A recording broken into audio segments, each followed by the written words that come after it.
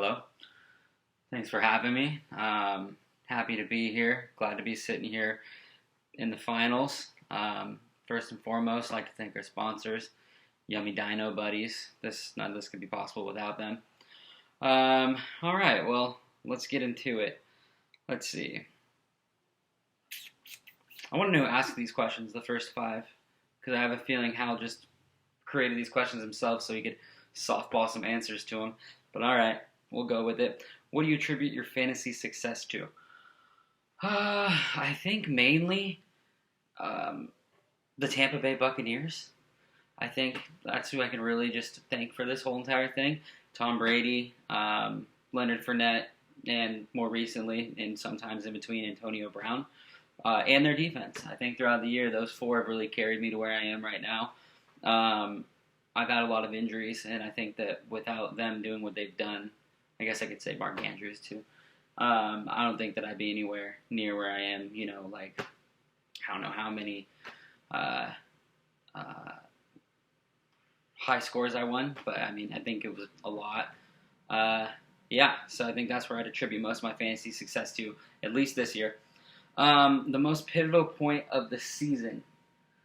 Most pivotal point of the season for me, like Hal already pointed out, I lost Christian McCaffrey. I lost Derrick Henry. I lost Saquon Barkley. I think one of the biggest pivotal points of the season was dropping all that money on Darrell Williams because I didn't know that Clyde Edwards-Helaire was going to be injured so much this year. And when he wasn't injured, they were going to still give Darrell Williams as many opportunities as the Chiefs did. So I think that his acquisition was probably one of the most pivotal points for me, just from the standpoint of not having any running backs to go with and just having to roll with him. Looking back at the draft, do I have any regrets? Any picks that I'm proud of? I think that I don't really have any draft day regrets, but I have regrets of dropping Amari Cooper in favor of I don't even know who the hell I kept. But I do wish that I would have kept Amari Cooper. That's probably my biggest regret. And then obviously, not getting Jamar Chase when I had. But I got Jalen Waddle, and he's been great too. So I can't really regret that much. But that, by the way, would be the pick that I'm the most proud of, would be Jalen Waddle. It looks like he's the real deal. This week, what will be the keys to victory? I think that it's like a combination of things. Are they actually shutting down Saquon Barkley? If that's the case, then I don't even know what I'm going to do in the running back position this week. Again, luckily Clyde Edwards-Helaire is once again not going to play, so Darrell Williams will be in. I think Mark Andrews has to just keep doing what he's doing. Tom Brady needs to just throw the ball strictly to Antonio Brown, which shouldn't be that hard. They have no receivers left. And then I need the Jets to just continuously be the Jets and let the Bucs defense feast all over them. And then I think the biggest thing is that Hal has pointed out himself, his team's not that great.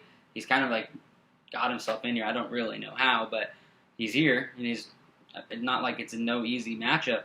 He's got Cooper Kupp and Josh Allen. And Cooper Kupp, no matter what has happened this year, every single game, it doesn't matter if Matthew Stafford puts up 6 fantasy points, Cooper Kupp's still going to put up 23.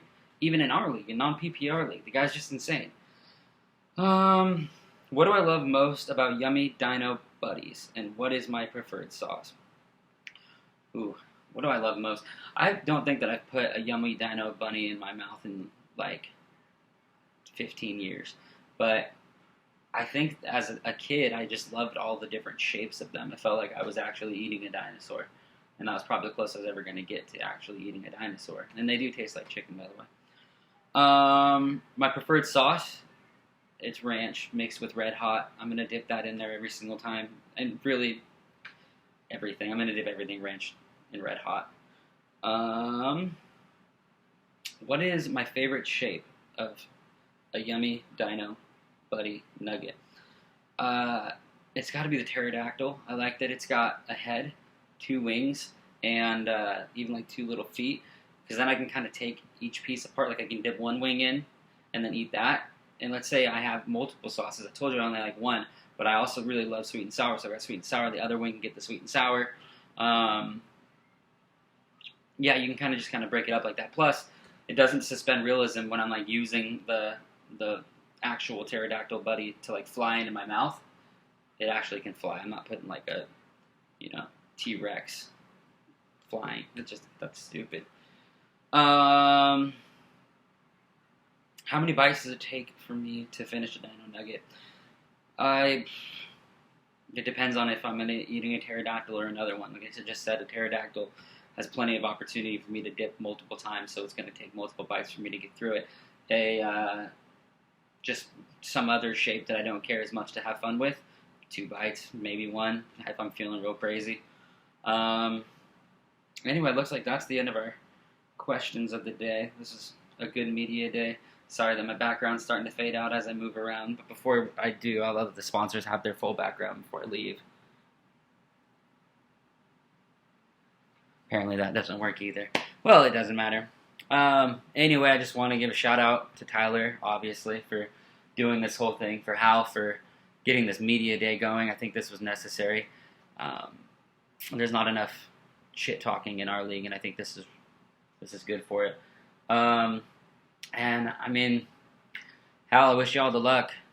I mean, I don't want you to win, but I mean, you have to kind of say that, for like good sportsmanship. So I guess I wish you luck. But yeah, I would rather win, so I don't wish you that much luck.